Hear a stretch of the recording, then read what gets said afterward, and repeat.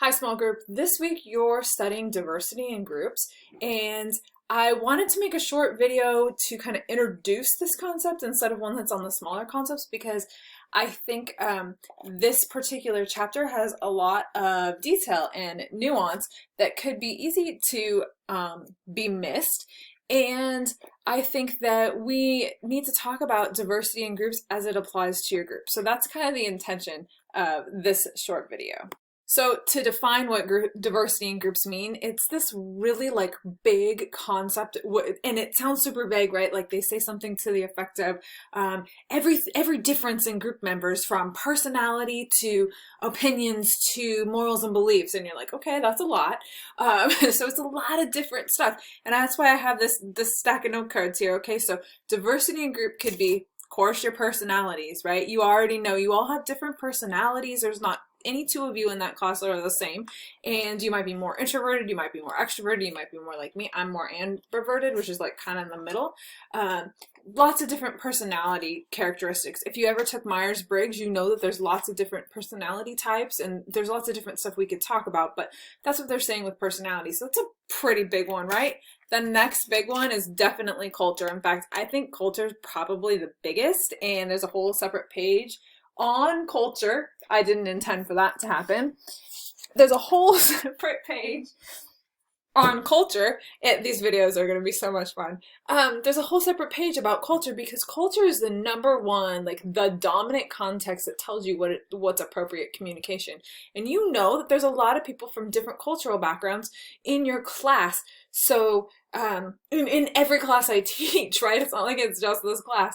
That's what the world is like now and has been for quite a long time. And so we're going to be working with people from different cultural backgrounds. And it's important that we get to know and get to be like savvy about that stuff, because we need to be able to read what somebody's trying to tell us. Like, for example, if we're going to be kind of really generalized, people from Western cultures are typically more direct than people from Eastern cultures. So if you're working with somebody from an Eastern culture, then you need to be able to learn how to read when they're being indirect, because sometimes they're giving you feedback that you don't quite pick up or understand. So, and that's huge. I mean, that's so huge. Nonverbals typically carry more weight in Eastern cultures than they do in Western cultures. They do carry weight in Western cultures, but comparatively it's more. So lots of different nuances and details to learn about culture. Knowledge, that's a big one in small group, because the knowledge you have plays a big impact. Skills, the things you know how to do. You can teach each other new skills, but having a diverse skill set, that's huge. Like, think about it. If you were going to make a movie, you're not going to want to work with just the people who have one skill. Because if you have only people who know how to make that are all photographers on your movie set, there's going to be a lot of errors. It might look pretty, but there's still somebody who's got to block the script. You got to have good actors. You've got to know somebody who if a photographer might know how to work with light, but there's got to be somebody who knows how to do the matched action correctly. Somebody's got to edit that thing together, and a lot of the time a DP, the director of photography, is not an editor. Maybe sometimes, but not always. All kinds of things. So you got to have a diverse array of skills. Interests, that's certainly, hopefully in the workplace you have the same interests, but in small group I can't guarantee that, because you're all, you're taking this class to pass, and maybe you're a comm student and you have interest in it too, but interests are pretty important, and the more of these you have in common, actually, the easier it is. But it can also be great to work with people who have different interests, because they can teach you stuff. Gender, that's going to affect the way you communicate and express yourself, so it's important to talk about. There's no one better style than another, but it will definitely affect the way you communicate. I teach a class on that. If you ask me more, if you want to know. Age, there's a whole section in your textbook where they talk about the expectations. This class doesn't have a huge age range, but there is always going to be some age range. People just have different expectations based on their age. And actually, I'll give you a quick one, which is that the way you use this. So I'm either Gen X or Millennial, depending on how you think about it. I'm just old enough to be like on the cusp. And typically I'm probably I think of myself as a little bit more Gen X, because I didn't grow up with this in my hands. I was a late adapter to text messaging, so I didn't start text messaging until I was in like graduate school because people kept sending me texts. That was what got me to do it. So like this is not embedded in my life the way somebody who's probably 18 and has been, you know, texting. You were very little when texting started to become a thing, and you've just kind of always done it. So that's a expectation that you might have that's different than mine. Or somebody else. And when you get to the workplace, that's going to become pretty important because you're going to have to be able to adapt to those. Motivation. Hopefully you all have the same level of motivation because this is one thing that we want to be the same. But motivation can really affect the group.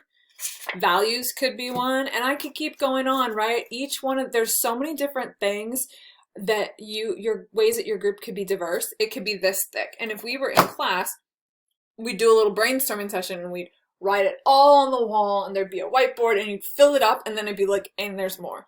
So there's lots of different ways that your group could be diverse, and the point, like the major take home here is that diversity is supposed to be a strength in your group, and it is a strength in your group. Because again, if you don't have a diverse array of knowledge, backgrounds, ideas, skill sets, then there's very little point to working in a group. That's where you're going to get your best ideas is from people who are different than you. And that's where you're going to get, like, I always think of it as working on a movie because I need people who can do all these different things and who see stuff a lot different than me. That's how I'm going to be able to be creative and collaborative and make something new and cool. Diversity. So when it's managed well, diversity is your strength. That is the #1 reason to be in a group. You want to work with people who are different than you. Frankly, it's also much more interesting. I don't want to be in a group full of Aprils because I hang out with April all day, like her just fine, but I don't need to be in a group with somebody just like me. There's already me. So I want to hang out with people who are different than me because I'm going to get a lot more rich array of experience from that. Now, of course, nothing's perfect. So the way you manage group diversity can really affect like the experience. And so there are certain things, like I brought up motivation. That's one where maybe you kind of want the same, you know, motivation and goals. It's good to have the same level of motivation and goals, or you have conflict. So, but some of this is the way you manage it, right? You could have some misunderstandings about culture and have conflict, or you could learn to read culture really well and have that be a source of richness. So diversity is the superpower of groups. That's a take-home message. And again, literally as many different ways as a stack of cards for a group to be diverse.